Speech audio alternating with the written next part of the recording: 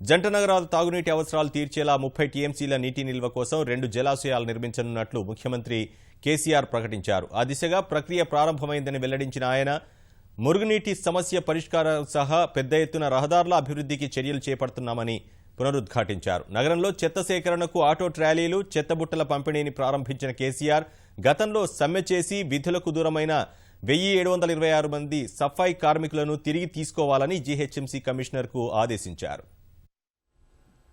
స్వచ్ఛ హైదరాబాద్ కార్యక్రమంలో భాగంగా జంట నగరాల్లో చెత్త సేకరణ కోసం తయారు చేయించిన ఆటో ట్రాలీలు, ఇంటింటికి చెత్తబుట్టల పంపిణీ కార్యక్రమాన్ని ముఖ్యమంత్రి కేసీఆర్ నెక్లెస్ రోడ్లోని పీపుల్స్ ప్లాజాలో ప్రారంభించారు. నగరానికి చెందిన పలువురు మంత్రులు, ప్రజాప్రతినిధుల సమక్షంలో డ్రైవర్ కమ్ ఓనర్ పద్ధతిలో తొలి విడతగా 1005 స్వచ్ఛ ఆటో ట్రాలీలను నిరుద్యోగులకు పంపిణీ చేశారు. నగరంలోని 20 లక్షల ఇళ్లు, 2 లక్షల వాణిజ్య సముదాయాల నుంచి చెత్తను సేకరించడానికి మొత్తం 2500 ఆటో ట్రాలీలు పంపిణీ చేస్తామన్నారు. శతాబ్దాల చరిత్ర గల హైదరాబాద్ ఉమ్మడి రాష్ట్రంలో నిర్లక్ష్యానికి గురైందన్న కేసీఆర్ నగరానికి సరైన తాగునీటి జలాశయం కూడా లేదని గుర్తు చేశారు. మన జంట నగరాలలో ఈరోజు 1 కోటి మంది జనాభా ఉన్నాం. ఒక డెడికేటెడ్ డ్రింకింగ్ వాటర్ రిజర్వాయర్ లేదు. మనకు 100 కిలోమీటర్ల దూరం నుంచి మనకు నీళ్ళు వస్తాయి. మధ్యలో ఏదైనా ఇబ్బంది జరిగితే ఏం కావాలి హైదరాబాద్ గతి? హైదరాబాద్కు 2 డ్రింకింగ్ వాటర్ రిజర్వాయర్స్ రావాల్సిన అవసరం ఉంది. 2 స్థలాలను ఎంపిక కూడా చేయడం జరిగింది. కనీసం 30 టీఎంసీల నీళ్లు డెడికేటెడ్ డ్రింకింగ్ వాటర్ అందించే విధంగా 2 రిజర్వాయర్లు, ఒకటి డిండి ద్వారా వచ్చే ఎత్తిపోతల పథకం నుంచి అనుసంధానం చేసుకొని 15 టీఎంసీది రామోజీ ఫిలిం సిటీ పక్కన వస్తూ ఉంది. ఇక్కడ షామీర్పేట చెరువు పక్కనే కేశవాపురం దగ్గర ఇంకో 15 టీఎంసీలు వస్తూ ఉంది.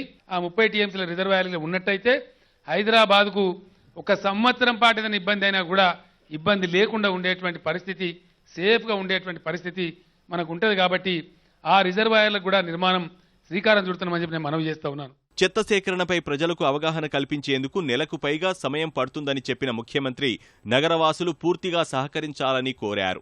ఈ నవంబర్ నెలాఖరు లోపల ఈ ఆటో ట్రాలీలు కానీ, చెత్తబుట్టలు కానీ హైదరాబాద్లోని ప్రతి ఇంటికి కూడా చేరుతాయని చెప్పి నేను మనవి చేస్తా ఉన్నా.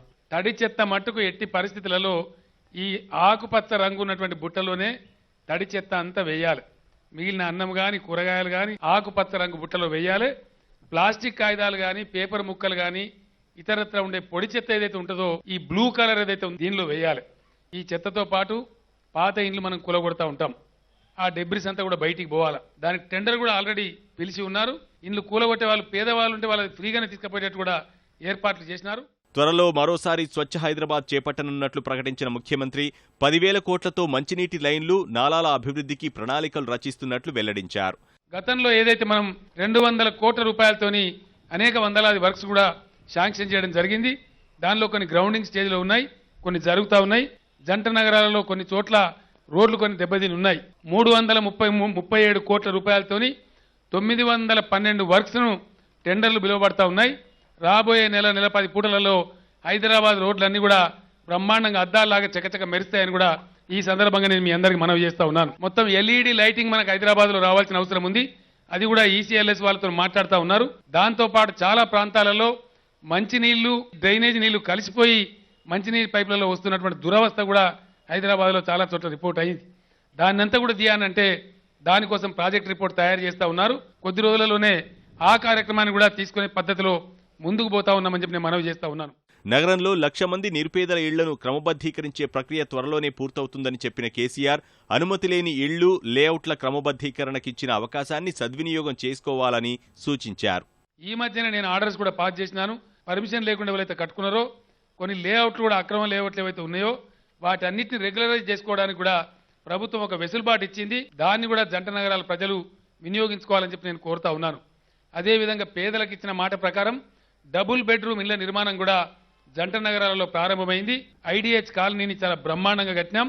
ఆసక్తి ఉండే వాళ్ళందరూ మీ శాసనసభ్యులను కలిసి లేదా ఇన్ఛార్జ్ మినిస్టర్గా ఉన్నటువంటి పెద్దల నాయన నరసింహారెడ్డి గారిని కలిసి దరఖాస్తులు కూడా పెట్టుకోవాల్సిందిగా నేను కోరుతా ఉన్నాను. హైదరాబాద్ నగరాన్ని విశ్వనగరంగా తీర్చిదిద్దేందుకు బ్రిక్స్ బ్యాంక్ నుంచి 25,000 కోట్లు అప్పు తీసుకుంటున్నామన్న కేసీఆర్ ఈ నిధులతో రాష్ట్రంలోని 6 నగరపాలక సంస్థల్లో అభివృద్ధి కార్యక్రమాలు చేపడతామని ప్రకటించారు. హైదరాబాద్ ఒక రియల్ ఇంటర్నేషనల్ సిటీ కావాలంటే దీనికి ఉన్నటువంటి ఎలకతోక లాంటి ఫ్లైఓవర్లు సరిపోవు. ఈ మధ్య నేను చైనా పోయి చూసినాను. అసలు అక్కడ రోడ్డు మీద పోతా ఉంటే ఫ్లైఓవర్ మీద ఉన్నామా, గ్రౌండ్ మీద ఉన్నామా అర్థం కానటువంటి అద్భుతమైన నగరాలు నిర్మించుకున్నారు. వాళ్ళ నుంచే కన్సల్టెన్సీ తీసుకోమని నేను ప్రిన్సిపల్ సెక్రటరీ గారికి చెప్పినాను. బ్రిక్స్ బ్యాంక్ చైర్మన్ తో నేను అడగడం జరిగింది. హైదరాబాద్ కోసం ఆరు జిల్లాలలో ఉన్నటువంటి 5 కార్పొరేషన్లు ఒక 25,000 కోట్ల రూపాయల లోన్ మాకు కావాలని చెప్పి అడిగినాం. ఎందుకంటే హైదరాబాద్ లో ఈ ట్రాఫిక్ అవస్థలు తప్పానంటే హైదరాబాద్ చుట్టూ ఉండేటువంటి శాటిలైట్ టౌన్స్, ఇటు సంగారెడ్డి కావచ్చు, ఇటు వికారాబాద్ కావచ్చు, ఇటు షాద్ నగర్ కావచ్చు, ఇటు చౌటుప్పల్ కావచ్చు, ఇటు భువనగిరి గట్కేసర్ కావచ్చు, అట్లే ఇటు గజ్వేల్ వరకు తూప్రాన్ వరకు కావచ్చు, వీటన్నిటికి కూడా హైదరాబాద్ ఇంటర్ఫేస్ అయ్యి అవి కౌంటర్ మ్యాగ్నెట్స్ లాగా డెవలప్ కావాలి. నగరం నుంచి జనాభా అక్కడ నివసించే పరిస్థితి ఏర్పాటు రావాలి. మనకు ఓఆర్ఆర్ చుట్టూ మెట్రో రైల్ కోసం మన కారిడార్ కూడా ఆల్రెడీ ఉంది. పార్షియల్ గా దాన్ని కూడా చేసుకుంటూ ముందుకు పోయి ఒక 25,000 కోట్ల రూపాయలతోని అద్భుతమైనటువంటి నగరాన్ని మనం చేసుకున్నట్టయితే అప్పుడు మనం అంతర్జాతీయ స్థాయి నగరంగా ఎదగగలుగుతాం. ఇటీవల ఉద్యోగాలు కోల్పోయిన పారిశుద్ధ్య కార్మికులకు సీఎం తీపి కబురు అందించారు. సఫాయి కార్మికుల యొక్క జీతభత్యాలు పెంచే ఆలోచనతో ప్రభుత్వం ఉంది అని నేను ప్రకటించిన. దానికి విరుద్ధంగా కొద్దిమంది నాయకులు వాళ్ళని కవ్వించి రెచ్చగొట్టి సమ్మె నోటీస్ ఇప్పించడం జరిగింది. దాని తర్వాత నేను కొంత కఠినంగా వ్యవహారం చేసినాను. దానిలో కొంతమంది మిత్రులు ఉద్యోగాలు కోల్పోయినారు.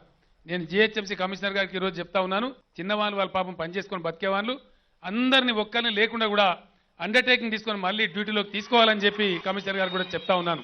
సఫాయి కార్మికులతో కానీ మీ అందరితో కానీ నాది ఒకటే ప్రార్థన, మన జంట నగరాలకు చెడ్డ పేరు రావద్దనేది నా ఉద్దేశం. ఇప్పటి నుంచి కూడా మీకు సమస్యలుంటే మీరు ప్రభుత్వానికి చెప్పండి, పరిష్కరించడానికి సిద్ధంగా ఉంటాం. ఇక నుంచి అందరం అన్నదమ్ములా కలిసి పనిచేసి ఒక గొప్ప నగరాన్ని, స్వచ్ఛ హైదరాబాద్ను తయారు చేసుకుందామని మనవి చేస్తూ నేను సెలవు తీసుకుంటా ఉన్నాను. పట్టుబడితే సాధించలేనిదంటూ ఏదీ ఉండదన్న ముఖ్యమంత్రి హైదరాబాద్ ప్రపంచంలోనే మేటి నగరం అయి తీరుతుందని విశ్వాసం వ్యక్తం చేశారు.